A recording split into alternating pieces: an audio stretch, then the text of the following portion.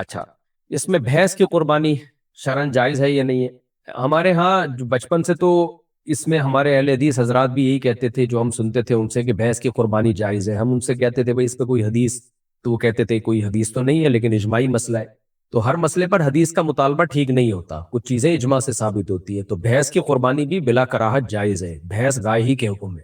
البتہ آج بعض اہل حدیث علماء اس کا انکار کرتے ہیں، وہ کہتے ہیں ہمیں قرآن و حدیث سے بھینس کی قربانی کا کوئی ثبوت نہیں ملتا، لہذا وہ انکار کرتے ہیں اور کہتے ہیں بھینس کی قربانی جائز نہیں. تو ان کی دلیل کا جواب یہ ہے کہ ہر چیز کے لیے قرآن و سنت سے براہ راست ثبوت کا ملنا ضروری نہیں ہے. تبھی بھینس کی قربانی پر ہمیشہ سے اجماع رہا ہے، کسی نے بھی اختلاف نہیں کیا اس میں، اور بھینس کو گائے ہی کے حکم میں سمجھا گیا. اور جب ایک دفعہ کسی مسئلے پر اجماع ہو جاتا ہے نا، تو حدیث میں آتا ہے لا تجتمع امتی علی ضلالہ، میری امت گمراہی پہ کبھی جمع نہیں ہو سکتی. تو جب اجماع ہو گیا، ماضی میں سب کا اجماع تھا، اس پر کوئی اختلاف نہیں تھا. تو اب جا کے ہمارے بعض اہل حدیث بھائیوں نے علماء نے اعتراض کی ہے کہ بھئی اس کی کیا ثبوت ہے. بھئی ایک دفعہ جب اجماع ہو گیا تو اب اس کے لیے ثبوت کی ضرورت نہیں ہے، کیونکہ امت گمراہی پہ ایک لمحے کے لیے بھی جمع نہیں ہو سکتی. باقی اجماع کے علاوہ اس کی کیا دلیل ہے، وہ 2 اور 2 4 کی طرح واضح دلیل ہے. ہمارے بعض جو اہل حدیث علماء جو کہتے ہیں کہ بھینس کی قربانی جائز نہیں، وہ دلیل یہ دیتے ہیں کہ گائے اور بھینس میں بہت فرق ہے. بھینس کو گائے پہ قیاس نہیں کیا جا سکتا، کیونکہ گائے جو ہے پانی سے ڈرتی ہے، بھینس تو پانی کے اندر گھستی ہے. گائے کے دودھ اور بھینس کے دودھ کی کوالٹی میں فرق ہے، دونوں موسم الگ الگ جھیلتی ہیں، دونوں کی عادات بالکل ہی ایک دوسرے سے ڈیفرنٹ ہے. گائے کو گائے کہا جاتا ہے، بھینس کو بھینس کہا جاتا ہے. دونوں کے کلر میں فرق ہے، دونوں کی عادات میں، طور طریقوں میں، ایٹیٹیوڈ میں فرق ہے. گائے چست جانور ہے. میں اکثر لطیفہ سناتا ہوں نا، گائے کا بچہ اور بھینس کا بچہ بیٹھ کے آپس میں گپ شپ لگا رہے تھے، تو گائے کے بچے نے بھینس کے بچے سے بولا چل یار کھیلتے ہیں، ادھر ہی بیٹھا رہے گا. بھینس کا بچہ ایک نمبر کا سست. تو گائے کے بچے نے کہا کہ ہم چل دوڑ لگاتے ہیں، دیکھتے ہیں کون جیتتا ہے. بھینس کے بچے سے کدھر اٹھا جائے وہ، کیونکہ بھینس کا بچہ ہے. تو بھینس کے بچے نے کہا نہیں، بیٹھے بیٹھے کھیلتے ہیں. ابے بیٹھے بیٹھے کیا کھیلیں گے؟ تو بھینس کے بچے نے بولا یوں ہلاتے ہیں کان، تو یوں ہلا پھر میں یوں ہلاؤں. تو بس یہ ٹوٹل. تو ہمارے اہل حدیث حضرات کہتے ہیں دیکھو اتنا فرق ہے کہ ایک کا ٹوٹل کھیل ہی یہی ہے کہ بیٹھ کے یوں یوں کان ہلاتا رہے گا، اور گائے کا بچہ کیسا ایکٹیو ہوتا ہے، اچھلتا ہے کودتا ہے. تو ان تمام دلائل کا جواب یہ ہے کہ دیکھیں میڈیکلی تو دونوں میں فرق ہے، یعنی فزیکلی دونوں میں فرق ہے، سائنٹیفکلی دونوں میں فرق ہے، سائنسدان دونوں کو ایک جانور نہیں مانتے. لیکن یہ فرق شرعی احکام میں معتبر نہیں ہے، کیونکہ قربانی میں شریعت نے جو بڑا فرق رکھا ہے وہ یہ رکھا ہے کہ چوپایا ہو اور اہلی ہو. اہلی کا مطلب پالتو ہو. تو بھینس بھی گائے کی طرح چوپایا ہے اور پالتو جانور ہے، جگالی کرنے والا جانور ہے اور پالتو جانور ہے. تو پالتو ہونے نہ ہونے کو شریعت نے فوکس کیا ہے. یہی وجہ ہے کہ گائے اگر وحشی ہو، جنگلی گائے ہو، اس کی قربانی جائز نہیں ہے، حالانکہ وہ گائے ہے لیکن چونکہ جنگلی ہے، نیل گائے جسے ہم کہتے ہیں. تو جنگلی ہونا اور وحشی ہونا ایک بنیادی فرق ہے. تو بھینس بھی جیسے گائے پالی جاتی ہے، اس سے منفعت دودھ کی حاصل کی جاتی ہے، جگالی کرتی ہے اور پلتی ہے گھروں کے اندر. اس کو آپ جنگل میں چھوڑ دیں گے یا صحرا میں چھوڑ دیں گے، مر جائے گی یہ. تو یہ ایسے جانوروں میں سے جن کو ہمیشہ سے انسان باندھ کے پالتے رہے ہیں. بکریوں کے ہمیشہ ریوڑ انسان لے کے گھومتے رہے ہیں، جنگل میں چھوڑ دیں گے بھیڑیے کھا جائیں گے اس کو. تو یہ پالتو جانوروں میں سے ہے، یہ وحشی جانور نہیں ہے. تو لاحق کیا ہے، اس کو قیاس نہیں کیا ہے بھینس کو گائے کے اوپر، لاحق کیا ہے، اسی کی جنس میں سے شامل کیا گیا ہے. قیاس ایک الگ چیز ہے، الحاق ایک بالکل الگ چیز ہے. تو بھینس کو اہلی ہونے کی وجہ سے حضرات فقہائے کرام نے گائے میں کے ساتھ لاحق کیا ہے کہ بھئی وہی حکم ہے جو گائے کا ہے. یہ مطلب نہیں ہے کہ دونوں کی جنس جو ہے طبی لحاظ سے اور سائنسی لحاظ سے ایک ہی ہے، اس کا کوئی بھی قائل نہیں ہے، تو مشاہدے کے خلاف ہے. ہاں دونوں کی جنس ایک ہے قربانی کے مسائل کے لحاظ سے، قربانی کے لحاظ سے دونوں کی جنس ایک ہے، کیونکہ وہ بھی اہلی ہے اور یہ بھی اہلی ہے. یہی وجہ ہے کہ بھینسا جو ہے نا، اگر وہ پالتو ہو تو قربانی جائز ہے، اگر وہ جنگلی ہو تو جائز نہیں ہے. اسی سے یوک کا حکم، جو ہمارے جو چترال میں لوگ ہم سے مسئلہ پوچھتے ہیں کہ جنگلی بھینسا کہتے ہو، انگلش میں شاید یوک کہتے ہیں اس کو، اس کا بھی لوگ چترال سے مسئلہ پوچھتے ہیں کہ اس کی قربانی جائز ہے یا نہیں ہے.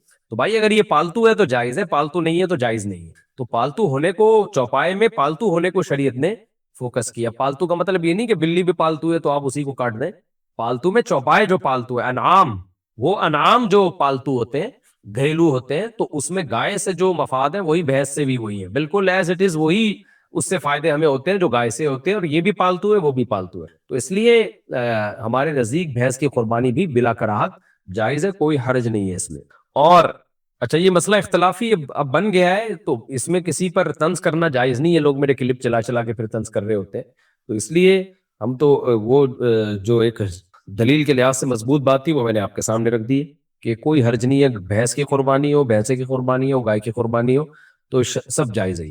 جتنا بھی بوڑھا جانور ہو قربانی ہو جاتی ہے. ہاں اتنا بوڑھا ہے کہ بےچارہ چل پھر ہی نہیں سکتا, بس آپ نے تسبیح کے لیے ہی اس کو بٹھا دیا, اللہ اللہ کیا کرو بیٹھ کے, تو قربانی اس کی نہیں ہوگی. باقی بوڑھا ہونے سے کوئی فرق نہیں پڑتا.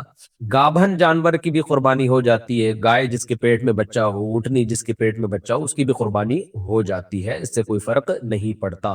البتہ بچہ جب نکلے گا تو پھر اختلافی مسئلہ ہے. باقی یہ کہ اس کے پیٹ میں اگر بچہ نکل آئے تو پھر کیا کیا جائے گا, اس بچے کو بغیر ذبح کیے کھا سکتے ہیں. اگر زندہ بچہ پورا بچہ نکل آئے تو اس میں دو رائے فقہا کے, اختلافی مسئلہ ہے.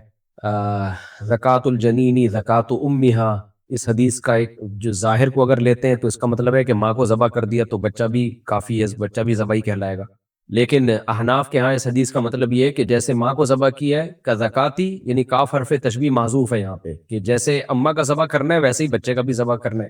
اب احناف نے کیونکہ قرآن میں مردہ کھانے پر اللہ نے پابندی لگائی ہے, تو احناف نے حدیث کا وہ مطلب بیان کیا جس سے قرآن اور حدیث آپس میں ایک دوسرے سے میچ کر جائے, اور احتیاط والے بات پر انہیں عمل کیا ہے کہ بچے کو بھی ذبح کرنا ضروری ہے, آپ بچے کو ذبح کیے بغیر نہیں کھا سکتے. تو اختلافی مسئلہ ہے کہ اگر آپ نے گابن گائے, گابن اونٹنی ذبح کی یا گابن بکری ذبح کی, اس کے پیٹ سے بچہ نکل آیا زندہ, تو آپ اسے ذبح کیے بغیر کھا سکتے ہیں یا نہیں کھا سکتے؟ تو ہمارے نزدیک ذبح کیے بغیر آپ اس کو نہیں کھا سکتے. ہاں ذبح کر لیا تو کھا سکتے. تو یہ کچھ مسائل تھے قربانی کے. اور بھی کچھ مسائل ہیں جو بہت زیادہ لوگ پوچھتے ہیں. سینگ ٹوٹا ہوا ہے, تو جانور کا سینگ اگر لڑائی کے دوران ٹوٹ گیا ٹکر وغیرہ کے, اور اتنا جڑ سے ایسا اکھڑ گیا کہ اس کا دماغ ہی ہل گیا ہے, تو پھر تو اس کی قربانی جائز نہیں ہے. نارملی جو سینگ کی گھسائی کی جاتی ہے یہ بڑا تکلیف دہ عمل ہے, نہیں کرنا چاہیے ایسے. لیکن بہرحال اس سے چونکہ جانور کے دماغ کو کوئی نقصان نہیں ہوتا, تو بغیر سینگ والا جانور بھی آپ بلا کراہت ذبح کر سکتے ہیں, اس میں کوئی گناہ نہیں ہے, چاہے وہ اس کا سینگ شروع سے ہی کاٹ کے ختم کر دیا گیا ہو یا بعد میں کاٹا گیا ہو, اس سے کوئی فرق نہیں پڑتا. اچھا بھائی, رات کے وقت قربانی کرنا, یہ بھی مسئلہ بہت پوچھا جاتا ہے. رات کے وقت بھی قربانی جائز ہے مگر بہتر نہیں ہے, کیونکہ قربانی شاعر اسلام میں سے, اور شاعر اسلام کا اظہار دن میں ہوتا ہے, راتوں میں نہیں ہوتا. تو رات میں ویسے بھی جانور کے آرام کرنے کا ٹائم ہوتا ہے, تو شاعر اسلام دن میں کیے جاتے ہیں, کھلے عام کیے جاتے ہیں, تو اس لیے دن میں ہی قربانی کرنی چاہیے. ایک اور مسئلہ بہت زیادہ پوچھا جاتا ہے, لوگ کہتے ہیں کہ ہم ساری قربانی فلاں ملک میں دے دیتے ہیں تاکہ غریبوں میں گوشت بانٹ دیا جائے. ٹھیک ہے, اچھی بات ہے, آپ غریبوں میں گوشت بانٹیں, آپ کریں, لیکن بالکل اپنے گھر میں قربانی ہی نہ کرنا یہ بھی غلط ہے, کیونکہ قربانی کا بنیادی مقصد صدقہ نہیں ہے. قربانی کا بنیادی مقصد ہے سنت ابراہیمی کو زندہ کرنا, اور پھر اس دن اللہ کی طرف سے ضیافت ہو اور آپ اللہ کی دعوت پہ گوشت کھائیں. تبھی تو اللہ نے 4 دن کا روزہ حرام کر دیا, 3 دن بقرعید کے اور چوتھا دن بھی ایام تشریق کا.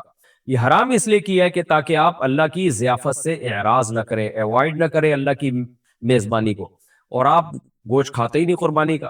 تو اس لیے آپ صدقہ ضرور کریں, لیکن قربانی کا اتنا ضرور کریں کہ کچھ نہ کچھ گوشت قربانی کا آپ کے گھر میں آئے. تو اپنے گھر میں بھی قربانی کا ایک حصہ لازمی کرنا چاہیے, ایک چھوٹا سا دمبا کر لیں, بکرا کر لیں, یا گائے کا ایک حصہ یا اونٹ میں ایک حصہ ڈال لیں, تاکہ آپ کے گھر میں بھی قربانی ہو. پھر آپ کو اللہ نے زیادہ وسعت دی ہے تو دوسرے ملکوں میں بھی کریں, غزہ میں کریں آپ قربانی. پاک ایڈ ویلفیئر ٹرسٹ کر رہا ہے غزہ میں الحمدللہ, اور پورے ملک میں پاک ایڈ ویلفیئر ٹرسٹ کی طرف سے قربانی کا انتظام ہے. تو آپ ان کی ویب سائٹ پہ جا کے پاک ایڈ ویلفیئر ٹرسٹ ان کے پیکج معلوم کر سکتے ہیں. لیکن اپنے گھر میں بھی آپ نے قربانی لازمی کرنی ہے, بالکل ہی ایوائڈ کرنا کہ گھر میں قربانی کا گوشت ہی نہ آئے, یہ بالکل مناسب نہیں ہے. اللہ کی ضیافت سے ایک قسم کا یہ اعراض ہے. حدیث میں آتا ہے مسلمان وہ ہے جس کی زبان اور ہاتھ کے شر سے دوسرے مسلمان محفوظ رہیں. تو اس کا مطلب یہ نہیں ہے کہ لوگوں کو تھپڑ مت مارو جا کے, ایسا تو کوئی بھی نہ اس زمانے میں کرتا تھا نہ اب کرتا ہے. لوگ کہتے ہیں نہ میں کسی کو مکہ مارتا ہوں, نہ میں بلا وجہ کسی کو گالی دیتا ہوں, نہ میں تھپڑ مارتا ہوں, تو میرے زبان اور ہاتھ کے شر سے دوسرے مسلمان کیا ہیں؟ محفوظ ہیں. او بھائی یہ تو پہلے بھی محفوظ تھے, ہر دور میں محفوظ رہے ہیں. کون بھی بلا وجہ کسی کو جا کے مارتا ہے؟ اس حدیث کا مطلب یہ ہے کوئی ایسا کام نادانستہ طور پر نہ کیا جائے کہ آپ کی نیت تکلیف پہنچانے کی نہیں ہے لیکن پھر بھی سامنے والے کو تکلیف ہو رہی ہے, ایسا کام نہ کیا جائے. گاڑیاں جو غلط پارک کر دیتے ہیں, آج صبح ایئرپورٹ پہ کیا ہوا ہے, وہ گاڑی آگے پتہ نہیں کھڑی کر کے چلا گیا بندہ, تلاش کر رہے ہیں یار ہمیں جمعے میں پہنچنا ہے, بھائی بندہ کدھر ہے؟ پھر ہارن مارتے رہو, پھر پتہ نہیں کہاں سے آ رہا ہے. اس کی نیت یہ نہیں ہوگی تکلیف دینے کی, اس کی نیت یہ ہوگی یار میرے کچھ لوگ آ رہے ہیں غلط پارکنگ کر کے, اب چلا گیا وہ کہ میں تھوڑی دیر میں آ جاؤں گا. تو بھائی آپ تھوڑی دیر تک کیوں کسی کو کھڑا رکھ رہے ہو؟ تو غلط ہے نا. ایسی جگہ پہ آپ کیوں گاڑی 5 منٹ کے لیے بھی کیوں کھڑی کر رہے ہو گاڑی؟ آپ خود تکلیف اٹھاؤ نا, پارکنگ پہ کھڑی کرو اور پیدل چل کے آؤ. آپ اپنے آپ کو 5 منٹ کی تکلیف سے بچانا اور دوسرے کو 25 منٹ کی تکلیف میں ڈال دینا. اور وہ 5 منٹ کی تکلیف جو دوسرے کو ہوتی ہے وہ بھاری اس لیے لگتی ہے کہ اس کا ڈیوریشن معلوم نہیں ہوتا کہ کم وقت آئے گا کبھی ہے. سمجھ میں نہیں آ رہی میرا خیال ہے بات. ایک اور گڑبڑ لوگ بہت زیادہ کرتے ہیں, خوب اچھی طرح سمجھ لو, یہ کبھی بھی نہ کیا کرو. جب آپ سفر پہ جائیں نا کہیں, جتنا سامان آپ آسانی سے اٹھا سکتے ہیں اٹھائیں.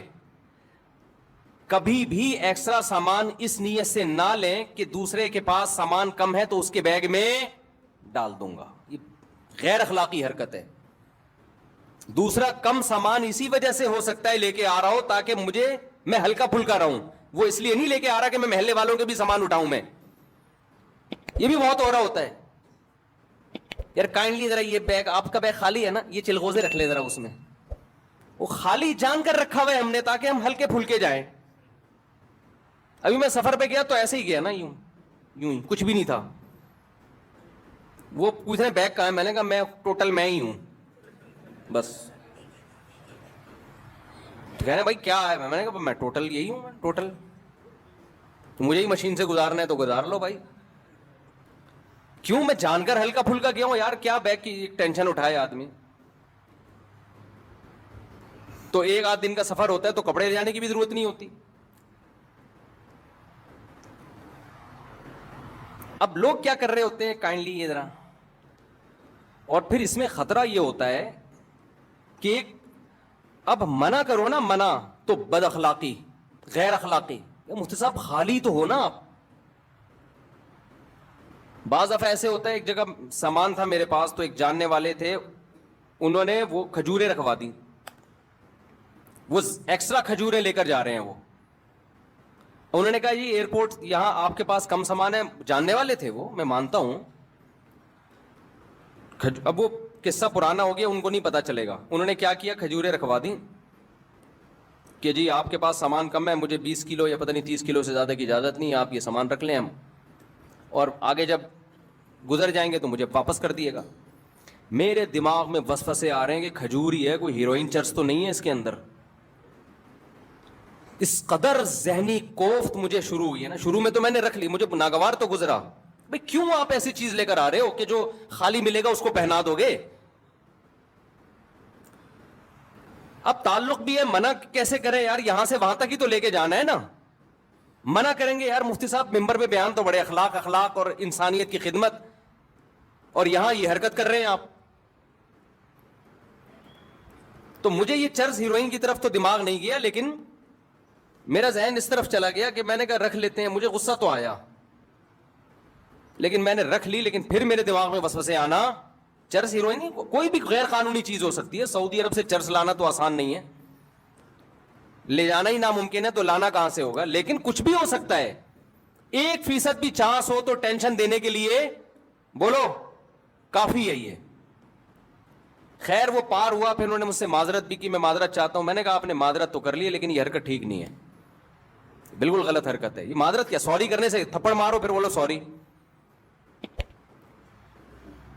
تبلیغ میں لوگ نکلتے ہیں, یہ دیکھا گیا ہے یار, وہ امیر صاحب آپ کا بیگ خالی ہے نا, یہ میرے چلغوزے رکھ لیں اس میں. غیر اخلاقی حرکت ہے. آپ کو پتا نہیں ہے کہ وہ دل سے رکھ رہا ہے یا وہ ٹینشن میں.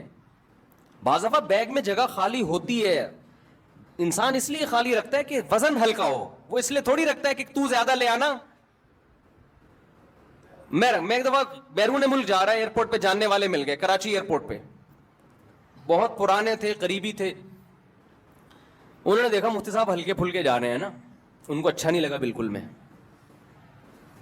انہوں نے کیا کیا, کچھ چیزیں, میں وہ چیزیں بتاؤں گا تو وہ سمجھ جائیں گے میری بات ہو رہی ہے نا.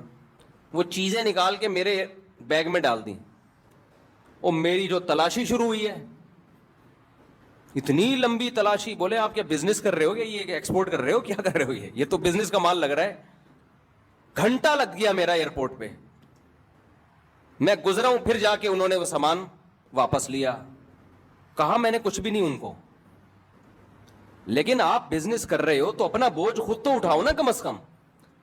تو کبھی بھی یہ حرکت نہیں کرنی چاہیے کہ آپ سفر میں ہو, آپ دیکھ رہے ہو دوسرے کے ہاتھ خالی ہے تو اپنا آدھا بوجھ اس پہ ڈال دو. وہ ہاتھ خالی ہے تو اس لیے ہے کہ وہ تاکہ میں ہلکا پھلکا سفر کروں میں. تو یہ بھی اس حدیث میں داخل. ہاں وہ خود آپ سے مانگ لے, خود مانگ لے, یار آپ کے پاس 2 بیگ ہیں, آپ ایک بیگ مجھے پکڑا دیں. اور ایک دفعہ میں نہیں دو, ایک اوپر سے بات ہوا مروت میں آدمی کہہ رہا ہوتا ہے, جیسے مہمان آئے تو کھانا کھائیں گے, وہ کہ ہاں کھاؤں گا, لے بھائی پھنس گئے. تو ہوتا ہی ہے, تو اخلاقاً پوچھ لیتا ہے, یقین ہو جائے کہ سچی مچی کا پوچھ رہا ہے. مجھے بھی مسقط بلایا نا جن لوگوں نے, ریٹرن ٹکٹ دیا آنے جانے کا, وہ نہیں جس شادی میں گیا جس کا بڑا 1 مہینے سے کہہ رہے تھے مجھے. اب چونکہ میں اپنے خرچے پہ نہیں جا رہا تھا, ان کے خرچے پہ, پہلی دفعہ میں نے ہاں نہیں کیا ہے. بعض دفعہ مروت میں انسان پوچھ لیتا ہے, مجھ سے صاحب آپ کو بلا رہے ہیں, آپ آ رہے ہیں؟ ہاں جی آ رہا ہوں میں, بھیج دو ٹکٹ. 1 مہینے تک مسلسل میسج بھیجتے رہے, پھر مجھے یقین ہوا کہ بھائی واقعی یہ سچی مچی نہیں چاہ رہے ہیں آنا, پھر میں نے اوکے کیا, ہاں بھی ٹھیک ہے.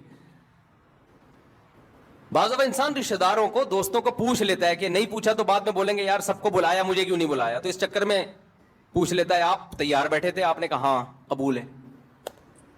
تو ایسا نہیں ہوتا, ایسا کرو گے تو کوئی بھی, تو مہمان کو جب بھی کوئی میزبان پوچھے نا تو مہمان کو فوراً ہاں جی کھانا ہے.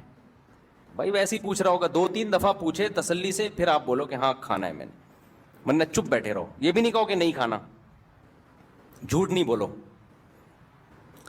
تو اب جو میں اصل بات کر رہا ہوں نا, اسی میں ایک بات یہ بھی ہے. تو یہ بات تو پتہ چل گئی نا, کوئی ایسا عمل جس سے دوسرے کو تکلیف ہو. واش روم میں جا کے بیٹھ گئے, چونکہ کرایہ نہیں دینا پڑ رہا, بیٹھے ہوئے ہیں, اور باہر رش بھی نہیں ہے, تو بھائی جب آپ گئے تھے ہو سکتا ہے اس وقت رش نہ ہو, بعد میں کوئی بندہ آ گیا ہو, بیٹھے ہوئے. واش روم میں صحیح طرح سے صفائی نہیں کی آپ نے. اب یہ باتیں تو ممبر پہ کیا آپ سمجھائے آدمی, تو بچوں کے سکھانے کی چیزیں. پبلک ٹوائلٹ میں سفر کے دوران بہت جانا ہوتا ہے نا انسان کا, تو بعض رپورٹیں اچھی نہیں ہوتی, ٹھیک ہے نا, اس کو اچھی رپورٹیں نہیں ہوتی. تو یہ تمام چیزیں, اسی میں ایک بات خوب اچھی طرح سمجھ لیں, جب بھی کوئی مہمان آئے نا, مہمان سے 1 دفعہ کھانے کا پوچھو, 2 دفعہ, 3 دفعہ, چوتھی دفعہ مت پوچھو, وہ مصیبت میں آئے گا. میرے ساتھ ایسا اتنا زیادہ ہونے لگا ہے کہ اب میں ڈپریشن میں جانے لگا ہوں, اب میں غصہ کرنے لگا ہوں لوگوں پہ. اب کہیں بیان کے لیے گئے, یہاں سے نکل کے ادھر گئے, حضرت مفتی صاحب چائے پئیں. بھائی چائے پی لی ہے میں نے. نہیں یار, ہمارے گھر آپ آئیں اور کچھ کھائے بغیر چلے جائیں, یہ کیسے ہو سکتا ہے؟ بھائی میں نہیں کھا سکتا, میں اللہ کی قسم نہیں کر, تھوڑا سا تو رکھنا. 6 سموسے لا کے رکھ دیے. ہم نے کیا کیا, ایک نوالا, پورا تو ختم کریں نا, پورا تو ختم کریں نا, 1 سموسہ پیل دیا ہم نے وہاں بیٹھے ہوئے. اب چونکہ آگے بھی ملاقات ہے, وہ بھی بہت اہم شخصیت ہیں, ان سے بھی ملنا ہے, ادھر گئے. مفتی صاحب یہ بتائیں کھانا چلے گا یا شربت چلے گا؟ بھائی کچھ بھی نہیں چلے گا, اگر کچھ اور چلا تو میں نہیں چلوں گا, پھر میں چلنے کے قابل نہیں. مفتی صاحب دیکھیں یہ تو ہو نہیں سکتا, آپ ہمارے گھر آئے ہیں اور کھائے پیے بغیر چلے, یار نہیں کھا سکتا. یہ میں آپ کو حقیقت بتا رہا ہوں, اور یہ صرف میرے ساتھ نہیں, بہت سے لوگوں کے ساتھ اور بھی ہو رہا ہوگا. تو میں اپنی کوئی پرسنل چیزیں شیئر کرنا ممبر میں مقصد نہیں ہے, بتانا مقصد ہے, مثال سے کہ تکلیف کس طرح سے لوگوں کو ہوتی ہے. نہیں مفتی صاحب, کائنڈلی مفتی صاحب, پلیز مفتی صاحب, یہ کیسے ہو سکتا ہے؟ آپ آئے, آپ کی وجہ سے ہمارے گھر میں 4 شادیوں کے پھڈے ہوئے ہیں, آپ کی وجہ سے ہمارے گھر میں یہ ہوا ہے, آپ کیسے کھائے پیے بغیر چلے جا سکتے؟ کائنڈلی, دل میں یہ بھی ہوتا ہے بعض لوگوں کے. پھر لڈو کھا لیں, تھوڑا سا لڈو کھا لیں, میری خاطر لڈو کھا لیں. میں تو لڈو ویسے ہی نہیں کھاتا بھائی, نہ مٹھائی کو مجھے عادت ہی نہیں ہے. ان کی محبت میں 1 لڈو کھا لیا, کھلا 2 رہے تھے, 1 میں برداشت کر لیا ہم نے, بس جنگ ہو جائے گی اب. 1 سموسہ ہو گیا اور 1 کیا ہو گیا, لڈو. اور پہلے کھانا وہ ہو گیا نا, اس کے ساتھ 1 سموسہ اور 1 لڈو, آگے چلو. اب مجھے نا, میں دوستوں سے کہہ رہا ہوتا ہوں اب یہ کھلائے گا بھائی, میں ڈپریشن میں آ رہا ہوں نا, کیونکہ میں 1 مہینہ میں نے پیٹ کا علاج کیا ہے اسپیشلسٹ سے. میرا پیٹ کی ایسی کی تیسی ہو گئی تھی, مرنے لگا تھا میں. گن پوائنٹ پہ جو کھلا رہے ہیں نا, 1 لڈو 1 سموسہ, 2 چائے 1 لسی 1 جوس. جب سفر میں آدمی ہوتا ہے تو 20 لوگوں سے مل رہا ہے. پوری مٹھائی کی دکان بن گیا تھا میں. تو پیٹ کی ایسی شدید بیماری ہوئی مجھے. پھر یہاں دعوت, بھائی آج ہمارے گھر مہمان آ رہے ہیں, مفتی صاحب ضرور آئیں. اور وہ قریبی لوگ ہوتے ہیں, بھائی میں نہیں آ سکتا, آپ رات کو 11:30-12 بجے آپ کھانا کھاؤ گے, میں سوؤں گا کس وقت؟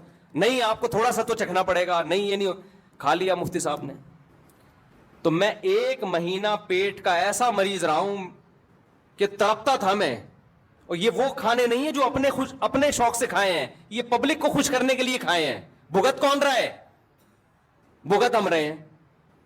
اور جنہوں نے بلائے تھے نا کائنڈلی, وہ ہاسپٹل لے جانے کے لیے بھی تیار نہیں ہے, فون اٹھانے کے لیے بھی تیار نہیں ہے کہ دیکھ کیا ہو رہا ہے میرے ساتھ. وہ کہہ رہے ہیں کہ لڈو ہی تو ہے. ہاسپٹل ایڈمٹ ہوا, ڈریپیں لگی ہیں, پھر حکیموں سے علاج کرایا کہ بھائی کیا ہو گیا پیٹ کو. مجھے تو پتا تھا کیا ہو گیا ہے, ڈاکٹر کی سمجھ میں نہیں آ رہا تھا. پھر 1 مہینہ کورس کیا دواؤں کا, اس کے بعد جا کے پیٹ کیا ہوا, سیٹ. اب پھر سفر کرو, پھر وہی سیٹنگ. رات بھی یہی ہوا ہے میرے ساتھ. کھانا کھا لیا میں نے تمیز سے, بس بھائی بس, نہیں یہ تو ہوگا, نہیں میں نہیں کھاؤں گا بھائی, میں نہیں کھا سکتا. آگے جی اب ایک اور چیز کھلائی, وہ کیا کھلائی وہ میں بتاؤں گا, وہ سمجھ جائیں گے میری بات ہو رہی ہے. میں نے کہا, پھر میں نے ایک حربہ استعمال کیا. میں نے کہا یار کبھی بھی جاؤ نا کسی سے ملنے, بولو پیک کرا دو, پیک کر دو. اور پیک کرتے ہی کسی کو پکڑا دیا, بھائی تو کھا لے, یہ میں وہ کھاؤں گا جو میں چاہوں گا. تو تمہارا باپ تو میرا باپ نہیں ہے جو تو مجھے کھلائے گا. ایسے تو ہماری ماں نے ہم کو نہیں کھلایا یار اس طریقے سے, وہ بھی تھوڑا ہماری مرضی کا خیال کرتی تھی. ڈاکٹر ساری دنیا کے متفق ہیں کہ اگر آپ دوسرے کی مرضی کا کھاؤ گے نا, تباہ و برباد ہو جاؤ گے. صحت اسی کی اچھی ہوگی جو خود فیصلہ کرے گا کہ میں نے کیا کھانا ہے, کس ٹائم پہ کھانا ہے اور کتنا کھانا ہے. جس کی کبھی کبھی کوئی ریلیشن ہو نا تو وہ تو چلو بدپرہیزی کرے. ایک طرف ہم یوٹیوب پہ ڈاکٹروں کی تحقیقات دیکھ رہے ہوتے ہیں, میٹھا صحت کے لیے نقصان دہ, بلڈ پریشر اور یہ اور فیٹی لیور اور فلانا لیور. تو اس پہ آدمی کو ایک موٹیویشن ملتی ہے, بھائی اب مفتی صاحب پراٹھے چھوڑ دو بیٹا, پراٹھے کیا کرو بہت ہو گئے. اوپر سے پراٹھوں کے ساتھ پھر یہ چیزیں بھی ٹھوسی جا رہی ہیں. تو جب اس طرح سے ہوتا ہے نا تو آدمی اسٹریس میں جانا شروع ہو جاتا ہے. جب بہت زیادہ ہونے لگا نا میرے ساتھ, اب رات بھی ایسے ہی ہوا, تو وہ انہوں نے کھلا دیا. اس کے بعد جو پوری رات میرا حشر ہوا ہے, صبح میری فلائٹ, مجھے جانا ہے, میرا سفر ہے, پھر جمعے کا بیان ہے. تو میں نے کہا یار انہوں نے, اچھا میں نے ان سے کہا پیک کرا دو, تو انہوں نے کہا پیک بھی کر دوں گا اور ایک کھا بھی لو. یہاں ایک پیک کیا اور ایک مال لا کے رکھ دی, اب کھائیں نا پلیز, کھائیں نا. آپ کھا لیا ان کو خوش کرنے کے لیے, میزبان کو. اس کے بعد میری جو رات کو کنڈیشن ہوئی ہے, نہ دن میں نیند ہوئی نہ رات میں نیند ہوئی ہے, بیان 2-2 گھنٹے کے, پھر صبح. تو وہ جو حالت میری ہوئی ہے وہ, میں نہ کوئی دوا بھی نہیں, کوئی میڈیسن بھی نہیں جو کھائے آدمی. اور پھر میڈیسن کیوں کھائے بھائی, اپنے آپ کو دوا کو عادی کیوں بنائے. تو میں نے کہا یار یہ بد اخلاقی کر نہیں سکتے. غصہ جاری, ذرا سا غصہ جاری کیا نا, ایک کلپ آ جائے گا. باتیں دیکھو اور ایٹیٹیوڈ دیکھو, اخلاق دیکھو مفتی صاحب کے. وہ مجھے حدیث یاد آ رہی ہے بار بار کہ ایسے موقع پہ ان کو بتاؤ بھائی آپ اپنی محبت میں دوسرے کے آرام. یہ وہ محبت ہے کہ اندھی کے بچہ ہوا, چوم چوم کے مار دیا اس نے. ایسی محبت کا کیا فائدہ میرے بھائی. اور اب میں سوچ رہا ہوں ہمیشہ ٹفن میں اپنا کھانا ساتھ لے کے جاؤں, کیونکہ اگر ہم نے یہ مرغ و مسلم اسی طرح شروع کر دیے نا, جا رہے ہیں تو وہاں یہ کھا رہے ہیں, ادھر وہ کھا رہے ہیں, تو ہم تو گئے. ایک دن آئے گا میں یہاں بیٹھا ہوں گا, یہ مفتی صاحب بیٹھے ہوئے گول, یہ توند ہوگی اور ادھر سے لمبائی چوڑائی برابر, مفتی طارق مسعود اسکوائر. تو ایسے ایسی چیزیں بناواؤں گا میں. آپ کو تو یہ صحت پہ کوئی اثر نہیں پڑے گا, نہ بھاگ سکیں گے نہ چل سکیں گے. شادیوں وادیوں کی باتیں بھی, جب آدمی کی صحت برباد ہوتی ہے تو باتیں کرتے وقت بھی برا لگتا ہے پھر وہ. تو یہ چیز غلط ہے. آپ مہمان سے 1 دفعہ پوچھیں, 2 دفعہ, 30 دفعہ, 4تھی دفعہ 3 دفعہ بھی بہت ہے, 4تھی دفعہ بالکل نہیں پوچھے, سامنے لا کے رکھے بھی نہیں. لوگ کہتے ہیں رکھنے دینا آپ تھوڑا سا, بھائی تھوڑا سا بھی کیوں چکوں میں یار. اور میری عادت بچپن سے ہے بازاری چیزیں الحمدللہ نہیں کھاتا. مجھے نہیں یاد پڑتا اب میں نے رمضان میں کبھی شربت پیا ہو, اللہ ماشاء اللہ شاید انگلیوں پہ گن کے پیا ہوگا. شدید پیاس کے روزوں میں بھی شربت نہیں پیا, پانی پیا. اگر شربت پینا تو گھر میں بنا کے لیمن نچوڑا اور پی گئے. یہ اسی وجہ سے تھوڑا ڈیزائن ٹھیک ہے ابھی تک ہمارا. میں نہیں کہہ رہا میری صحت کوئی قابل رشک ہے, لیکن زیادہ آڑا ترشا نہیں ہوں الحمدللہ. اس کی وجہ یہ ہے کہ پیکنگ کی چیزیں شروع سے چھوڑی ہوئی ہیں بچپن سے ہی. نہ ماں باپ نے عادی بنایا, نہ ہم نے اس کا اپنے آپ کو عادت ڈالی. گھر میں پڑے ہوتے ہیں جوس کے ڈبے میں ہاتھ بھی نہیں لگاتا. اور سب کو پتا ہے میرے بارے میں, جوس لا کے لوگ رکھتے ہیں یہ کبھی بھی نہیں پیے گا. ہم کیا پیتے ہیں, کل میں بکری کا دودھ پی رہا تھا, ایک امریکہ سے مہمان ملنے کے لیے آئے, گلاس میرے ہاتھ میں تھا, بکری کا دودھ نکالا پی رہا ہوں, پکڑا گیا میں اسی وقت. ابھی آدھا منہ کو لگا, وہ کھڑے ہوئے, میں نے کہا بھائی ان کو دفتر میں بٹھاؤ یار, یہ کیا ہو رہی ہے. گائے کا دودھ نکالا پیا الحمدللہ. بکری کھڑی ہوئی, آپ لوگ جہاں زیارت کر سکتے ہیں اس کی. بچہ بھی ہمارے گھر میں یہی اسی بکری کا دودھ پی رہا ہے. ایک لیٹسٹ ورژن ہے نا, 15.5 تھے 15 ہو گئے الحمدللہ. تو جو 15واں آیا نا مارکیٹ میں, ایک چائلڈ اسپیشلسٹ ہے, اس نے کہا ہے کہ ماں کے دودھ کے علاوہ بھی اگر کوئی دودھ پلانا ہے تو بکری کے دودھ کے علاوہ کسی اور چیز کے بچے کو قریب بھی پھٹکنے نہ دیں. چائلڈ اسپیشلسٹ لیڈی ڈاکٹر, بڑی خاندانی ڈاکٹر ہے, اس نے کہا ڈبے کے تو قریب بھی نہ جانے دو بچے کو. سمجھتے نہیں ہو میرا خیال ہے, بچے کے لیے بہترین ہے بکری کا دودھ. تو اپنے گھر میں بچے ہو نا, صحت کے لیے بکری پال لو. جب بچہ پال سکتے ہو تو بکری تو اس سے آسان ہے نا. تو میں تو کھاتا ہی نہیں بھائی, اب زبردستی جوس بھی پلا رہے ہو, گلے کی ایسی کی تیسی, پیٹ کی ایسی کی تیسی. تو یہ بھی اس میں داخل ہے, المسلم من سلم المسلمون من لسانہ ویدہ. آپ اپنی محبت میں دوسرے کا بیڑا غرق بولو مت کرو. سمجھتے ہو کہ نہیں سمجھتے؟ دوسرا, جب بھی کسی کو رات کو سونے کے لیے جگہ دو تو ایسے بندے کے ساتھ جگہ دو جو خراٹے فری ہو. بہت دفعہ میزبان لوگ اکرام میں میرے ساتھ بندہ لگا دیتے ہیں کہ مفتی صاحب کے ساتھ یہ سوئے گا. وہی سو رہا ہوتا ہے, مفتی صاحب نہیں سو رہے ہوتے. حقیقت اس قسم کے عجیب سے خراٹے آ رہے ہوتے ہیں. کئی دفعہ ایسے ہوئے سفر میں. تو میں لوگوں سے کہتا ہوں یار مجھے اکیلا کمرہ دو, میں نہیں سو سکتا کسی, پتہ نہیں کیا خراٹے آئے. تو آپ اس کا خیال کیا کریں. بس بات کو سمیٹتا ہوں میں, جب گاڑی آپ پارک کرو تو 100 دفعہ خود سوچو یہ کہ کوئی یہاں سے گزر سکتا ہے. دیکھو مشہور حدیث ہے, رسول اللہ صلی اللہ علیہ وسلم نے ارشاد فرمایا کہ ایمان کا سب سے آخری درجہ یہ ہے کہ راستے میں کوئی تکلیف دہ چیز اس کو ہٹا دیا جائے. تکلیف دہ چیز پھینکنا تو کفر ہے. تکلیف دہ چیز پڑی ہوئی ہے, آپ گزر گئے, آپ نے نہیں ہٹائی, تو حدیث کے مطابق آپ ایمان کے آخری درجے پہ بھی نہیں ہو. یہاں تکلیف دہ چیز ہٹائی نہیں جا رہی بلکہ تکلیف دہ چیز رکھی جا رہی ہے. گاڑی جب آپ غلط پارک کر رہے ہو, لوگوں کے گزرنے کی جگہ بلاک ہو رہی ہے, تو آپ تو تکلیف دہ چیز ڈال رہے ہو نا. سمجھ میں آ رہی ہے بات کہ نہیں آ رہی ہے؟ یہ تو آپ ڈال رہے ہو تکلیف دہ چیز. مسجدوں میں ایسا ہوتا ہے, خوب سمجھ لیں. دیکھو ایک موسم ہے گرمیوں کا, سب کو پتا ہے گرمی ہے, پنکھے چلیں گے. ایک موسم ہے سردیوں کا, ٹائٹ سردی پڑ رہی ہوتی ہے, سب کو پتا ہے پنکھے نہیں چلیں گے. ایک موسم ہوتا ہے سردی جا رہی ہوتی ہے, گرمی آ رہی ہوتی ہے. یہ بیچ کا موسم ہوتا ہے. اس میں کچھ لوگوں کی رائے ہوتی ہے پنکھے چلنے چاہیے, کچھ لوگوں کی رائے ہوتی ہے پنکھے نہیں چلنے چاہیے. تو اب یہ تو نہیں کہ کمیٹی والے پورا اجلاس بلائیں گے کہ الیکشن ہو. اس کا طریقہ یہ ہے کہ نماز میں نیت باندھنے سے پہلے اگر چل رہے تھے تو چلتے رہنے دیں, بند نہ کرے. اگر بند تھے تو کوئی اس کو چلانے کی کوشش بولو نہ کرے. بعض دفعہ کوئی مریض ہوتا ہے, وہ یہ دیکھ کے پنکھے کے نیچے کھڑا ہو جاتا ہے, پنکھا بند ہے جی مجھے سردی لگ رہی ہے, میں پیچھے سے کسی کو کچھ ہوا.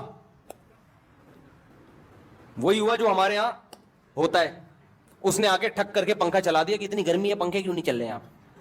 یہ سارے بیوقوف ہیں جو نیت باندھ کے کھڑے ہوئے ہیں, ان کو نہیں پتا تھا پنکھا چلانا چاہیے. تجھے زیادہ گرمی لگ رہی ہے, یہ تو زیادہ ان کا خیر خواہ ہے. کئی بار ایسے ہوا. ایک امام صاحب کا میں نے خود دیکھا واقعہ, ان کی طبیعت خراب تھی, موسم یہی تھا نا فروری مارچ کا, جب سردی گرمی کے بیچ کا موسم ہوتا ہے. امام صاحب کھڑے ہوئے, ہمارے مسجد کے امام تھے, ہم پیچھے مقتدی بن کے نماز پڑھ رہے تھے ان کے پیچھے. فجر کی نماز تھی, کسی نے پنکھا چلا دیا, امام صاحب والا بھی. اب وہ بیچارے نا نماز میں کانپ رہے, اور نماز کے بعد جو انہوں نے سنائی ہے, میں ترجمہ نہیں کروں گا, میں اس کا ترجمہ نہیں کر سکتا جو انہوں نے. تو انہوں نے کیا کیا, انہوں نے کہا یہ سارے جو ہے نا بورڈ ان پہ لاک لگا دیا انہوں نے, حالانکہ یہ بھی زیادہ ہو گیا نا, چابیاں سے کھولو پھر بٹن آن کرو, اتنا غصہ آیا ہو. تو یہ امام تو تھا تو اس نے تو سنا دی, لیکن جب یہ مقتدی کے ساتھ ظلم ہوتا ہے وہ بیچارہ تو سنا بھی نہیں سکتا.